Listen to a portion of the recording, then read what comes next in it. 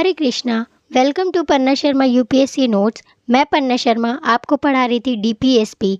आज हम आर्टिकल 42 से आर्टिकल 51 यहाँ के लास्ट मतलब सारे आर्टिकल्स इसमें पढ़ लेंगे।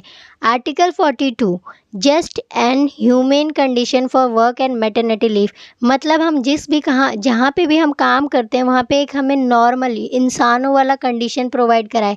मैटरनिटी लीव की रिलीफ प्रोवाइड कराई जाए for the women who are pregnant during their work life. Article 43 protection of workers को प्रोटेक्शन कराना कब? State endure to secure all the worker of agriculture, industrial और otherwise a living wage, a decent standard of living, full enjoyment of leisure, to promote cottage industries. क्या मतलब हुआ इसका कि एक लेबर, जो भी इंसान कोई भी पर्सन काम करता है वो क्या चाहता है कि उसको एक ढंग की ज़िंदगी जीने का मौका मिले, एक अच्छी लाइफ एंजॉय करने का मौका मिला, बेसिक फैसिलिटीज़ मिले। तो ये हमारा आर्टिकल उसी के बारे में बात करता है। Article 43A participation of worker, जो कि ऐड हुआ था हमारे कॉन्स्टिट्यूशन में 42nd अमेंडमेंट एक्ट में। मतलब क्या है इसमें कि हमारे जो पार्टिसिपेशन वर्कर्स किसी जगह पे काम कर रहे, किसी ऑर्गेनाइजेशन में काम कर रहे, तो उनका भी पार्टिसिपेशन इक्वली हो। आर्टिकल 43B कोऑपरेटिव सोसाइटीज़ बनाई जाए, जो कि हमारी अमेंडमेंट 97 में ऐड की गई थी। आप मुझे इनके ईयर्स बताएंगे। Article 44 uniform civil code establish करा गया था। इसमें क्या कहा गया था कि कोई भी, चाहे किसी भी रिलीजन का हो, हिंदू मुस्लिम सिख ईसाई कोई भी हो, बट एक देश का एक नियम होगा, एक कोड होगा। Article 45 education and care of children still 6 year, 6 साल के बच्चों को एजुकेशन और केयर प्रोवाइड कराना, ये कि हमारे 86th अमेंडमेंट एक्ट 2002 में आया गया और इसमें इसी एक्ट में हमारा 21 आर्टिकल भी ऐड हुआ है। आर्टिकल 46 क्या कहता है? प्रोटेक्शन ऑफ वीकर सेक्शन को प्रोटेक्शन प्रोवाइड कराना, जो कि हमारे कमीशंस ने क्या करा था, national commission for STs and SC का एक कंबाइंड कमीशन बनाया था। किस में? 65th अमेंडमेंट एक्ट 1990 में जो हुआ था। लेकिन 89th अमेंडमेंट एक्ट 2003 में इन दो कमीशंस को सेपरेट करके एक एससी का कमीशन बना दिया गया और एक एसटीज का कमीशन बना दिया गया।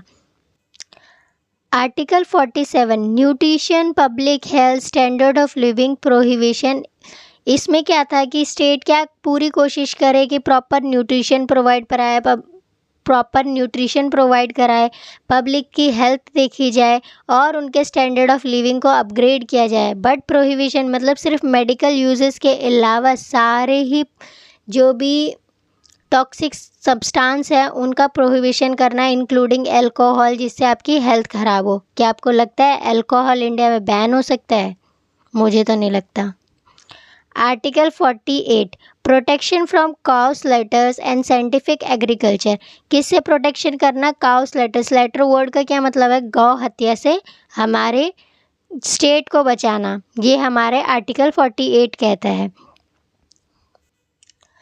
Article 48A protection of environment and wild life का प्रोटेक्शन करना और इन्वायरमेंट का प्रोटेक्शन करना। हमारे वातावरण को प्रोटेक्ट रखेंगे तभी तो सरवाइव कर पाएंगे हम।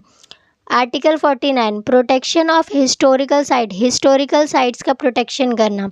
आर्टिकल 50 सेपरेशन ऑफ जुडिशरी, जो भी हमारे जजेस हैं उनका सेपरेशन होना, इक्वल प्रोवाइड कराना कि कौन किसको वो प्रोटेक्शन देगा, कौन किस चीज़ में जजमेंट देगा। आर्टिकल 51 इंटरनेशनल रिलेशनशिप, हमारे इंटरनेशनल रिलेशनशिप्स अच्छे बना के रखना। अब आप सोच रहे होंगे कि फंडामेंटल राइट्स तो बहुत वैल्यूबल हैं और डीपीएसपीस तो ऐसे ही हैं, बट ऐसा नहीं है। जब हमारा कॉन्स्टिट्यूशन बन रहा था तब हमने सोचा था कि हम अपने नागरिक को ये चीज़ें प्रोवाइड कराएंगे, बट तब हमारे पास इतना सोर्स, इतनी इनकम, इतनी फैसिलिटीज़ नहीं थी। तो हमने जो बहुत इंपॉर्टेंट चीज़ें थी उनको फंडामेंटल राइट्स में डाल दिया और बाकी चीज़ें जो हम अचीव करना चाहते थे उन्हें डीपीएसपी में डाल दिया।